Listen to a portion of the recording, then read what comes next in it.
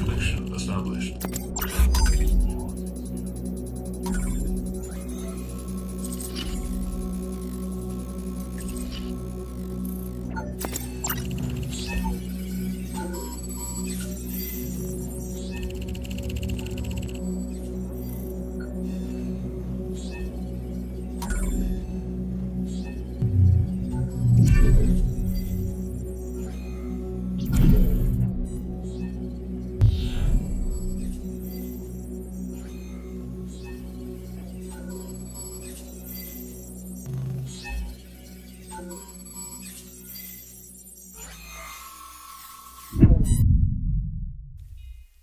Halo teman-teman semua, ketemu lagi dengan saya Prita Berliana Sari. Pada kesempatan ini kita akan membahas seputar politik.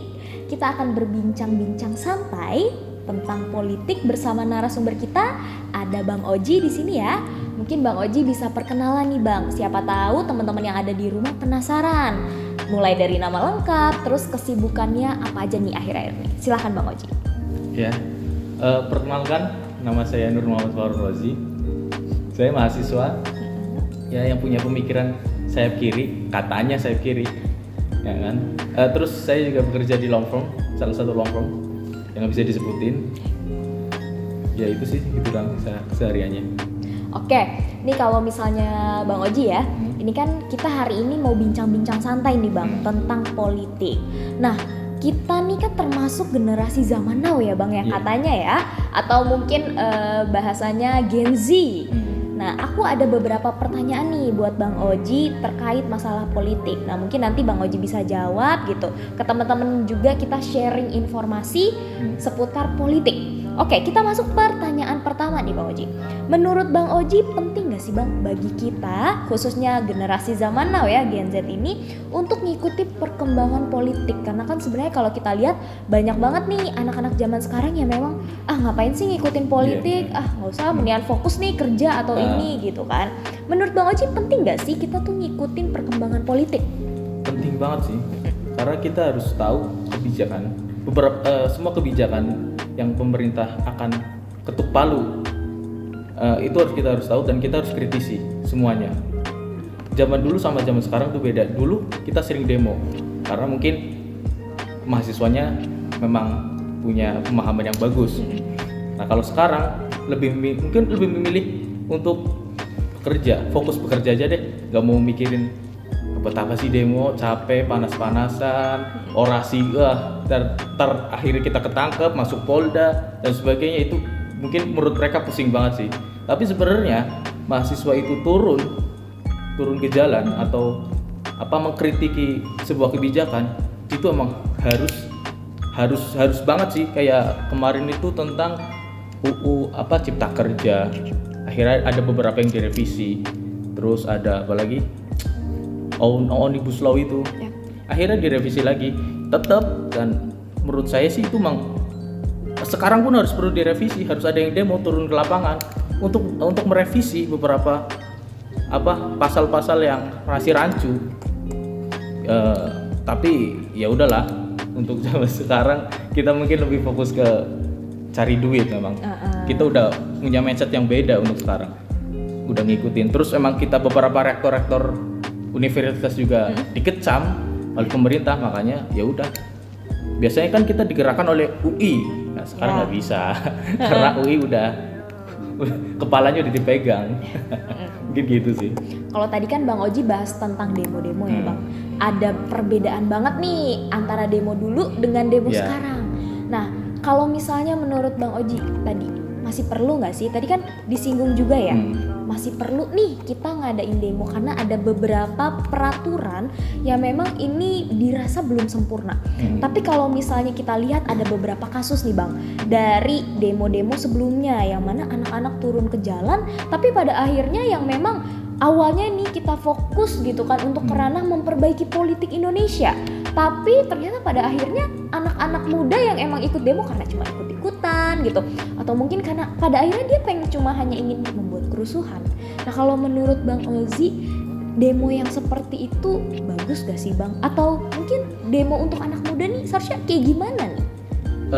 Kalau udah di lapangan kita nggak bisa ngontrol emosi mental orang ya. Benar. Panas, terus sempit-sempitan, ya kan. Terus kita juga kita ngejar waktu sebenarnya. Misalkan kita di schedule jam sekian sampai sekian, terus misalkan jam 8 sampai jam 12 itu kita demo, habis itu kita udah selesai kan. Tapi faktanya orang yang kita demoin nggak keluar-keluar. Akhirnya kan kita emosi kan. Iya. Kan kita yang kita butuhkan adalah orang itu turun. Ini loh Pak, kebijakan Bapak salah. Turun Pak. Ya kan kita diskusi. Kita kan mahasiswa juga. Kan kita bisa diskusi kan beberapa itu. Nah, ini nggak turun. Nah, itu yang bikin kita emosi. Terus demo zaman sekarang sebenarnya bisa sih kita sindir, tapi kayak nggak ada efek juga sih. Kayak banyak kok influencer yang nyindir, ya kan, pemerintahan salah satunya Bintang Emon. Iya, yang kemarin itu nyindir tentang keuangan stunting. Jadi pemerintah itu ngasih 5 miliar, ya kan, terus dipotong berapa miliar ke pemerintah daerah, ya kan, pemerintah daerah bikin studi bandingnya ke Bali, ngabisin anggaran yang cuma anggaran ke orangnya per orangnya atau yang keperluan stunting itu seperti daging susu itu cuma 1 miliar. Jadi ya paling daging kecil, susu botolan, potong rendang. Iya, yang harusnya porsinya sekian malah nggak jadi kan. Ya itu malah menurut saya emang orasi langsung datang ke lapangan itu lebih baik. Ya namun tapi kita nggak bisa lepas dari pasti demo-demo yang rusuh itu nggak bisa nggak lepas. Apalagi kita juga orang-orang yang nggak tahu itu juga emosi, dia juga emosi, ya kan, walaupun nggak tahu tapi dia emosi di lapangan karena lihat temennya ditarik dan sebagainya, ya kan, ya gitulah. Tapi di lapangan kita nggak bisa baca psikologi seorang. Tapi Bang Oji sendiri pernah nggak sih Bang ikut demo gitu? Saya ikut demo itu waktu di organisasi di Tegal. Saya kan sekolah SMP di Tegal. Nah itu pertama kali dan sekarang belum lagi karena kerjaan aja udah kita waktu banget sih. Kita ngikutin dari TV aja ya, Bang? Nah Bang, tadi kan kita ngebahas putar demo gitu. Nah sekarang kita mau geser nih Bang. Ini kan udah masuk ke tahun dimana mau pemilihan presiden baru gitu. Udah mau 2024, dimana yang kita tahu 2024 nih nanti kita akan ada pemilihan umum secara nasional. Nah sebelum kita ngebahas nih bakal calon legislatif atau bakal calon presiden dan wakil presiden, saya mau nanya dulu nih Bang ke Bang Oji. Menurut Bang Oji gimana sih Bang periode di era Bapak Jokowi ini? Apalagi kan kita tahu Bapak Jokowi ini sudah 2 periode kan, dan itu cukup lama, nggak hanya setahun 2 tahun. Menurut Bang Oji gimana sih Bang di 2 periode ini Bapak Jokowi? Ada nggak sih perubahan atau mungkin hal-hal yang cukup berbeda dibanding periode presiden sebelumnya? Banyak hal yang berbeda. Salah satunya infrastruktur. Memang percepatannya cepat banget. Trans Jawa selesai, Trans Sumatera sedang berjalan beberapa titik. Ya mungkin tinggal Medan langsung ke Aceh, terus Trans Papua juga udah. Tapi tapi pemimpin tetaplah pemimpin, dia punya kekurangan. Ya banyak lah, dia otoriter. Terus dia kemarin juga bilang nanti kalau udah lepas dari periode ini dia akan cawe-cawe. Ya karena IKN salah satu infrastruktur dia masih belum tercapai. Mungkin 10 atau 20 tahun lagi udah fix itu bakal kita pindah ibu kota. Kekurangannya lagi, lebih banyak kekurangannya sebenarnya sih. Kekurangannya lagi ya otoriternya itu yang berat sih. Terus agak lupa nih. Atau gini deh Bang, banyak yang mau diungkapin tapi nggak bisa dibicarakan. Oke. Ini kan kayak kita sebagai warga sipil ya. Mungkin ini simpelnya aja deh. Ada nggak sih mungkin menurut Bang Oji ini kita sebagai warga sipil manfaat atau mungkin justru kebalikan yang Bang Oji rasakan dari kepemimpinan presiden kita saat ini? Gitu. Kalau misalnya contoh gitu kan manfaat gitu. dari segi kesehatan tadi, atau mungkin infrastruktur kita sebagai warga sipil dimudahkan, atau mungkin contoh kebalikan nih kayak atau yang kita rasakan lah sebagai warga sipil, menurut Bang Oji ada nggak sih?